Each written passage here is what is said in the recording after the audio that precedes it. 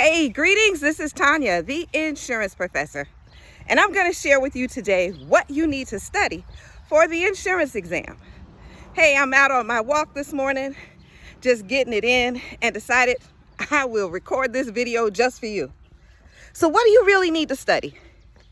Well, when you are looking at the life and health exam, you really need to study 3 sections.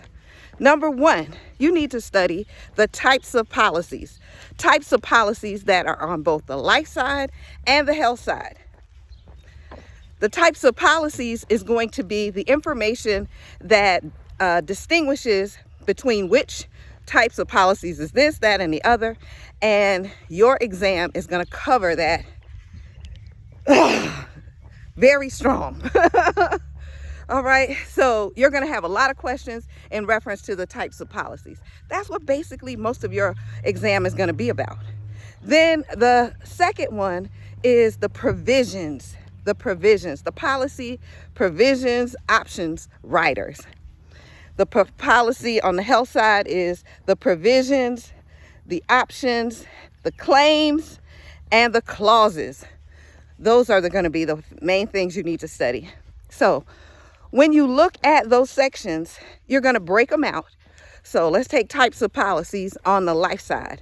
So there's only, 3 types of policies. There's term, there's whole life, and then there's the annuities.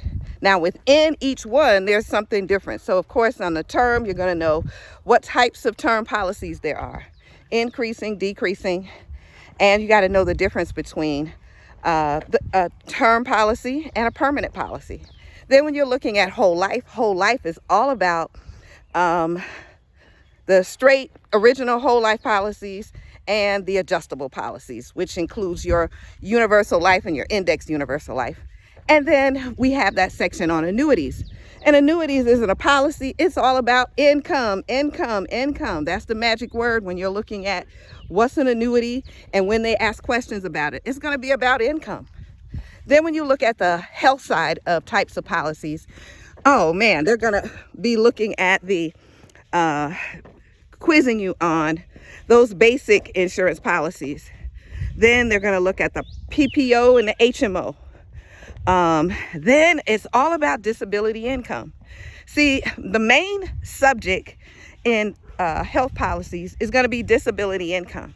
You're not going to have a whole bunch on group insurance, major medical, just 1 or 2 questions.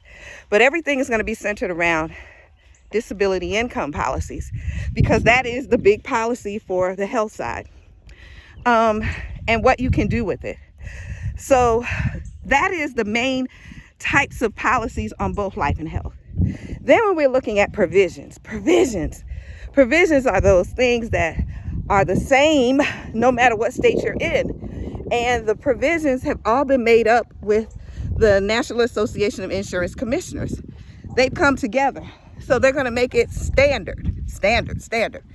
So when you're looking at your provisions, that's all about your free look, your grace period, incontestability, and some other suicide, what you are excluding from the policies.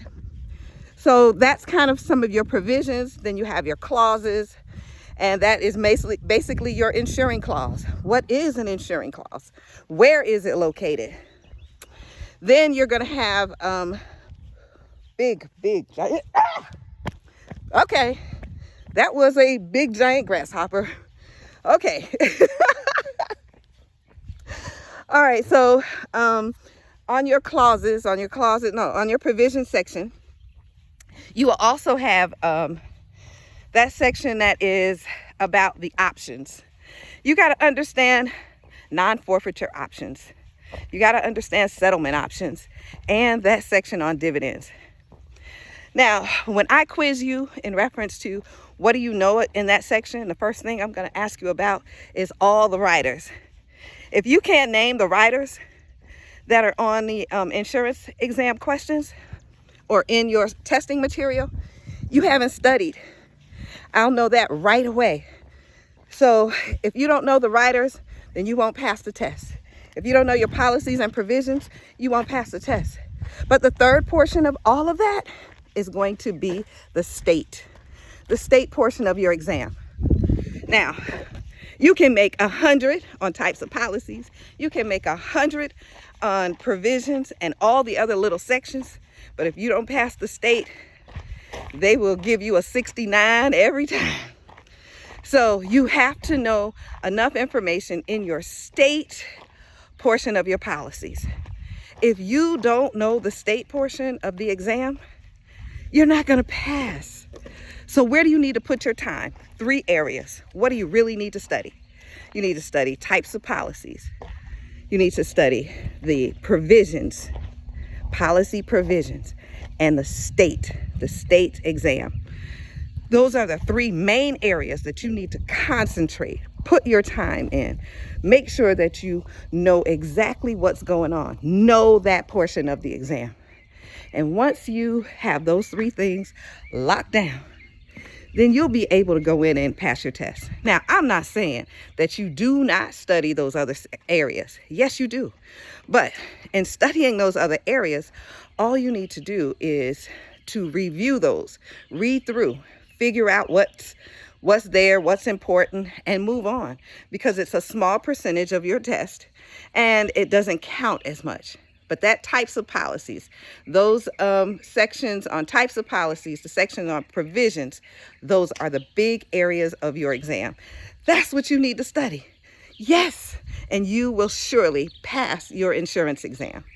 Hey, I'm Tanya, the insurance professor, sharing with you the things that you need to know in order to study and pass your exam.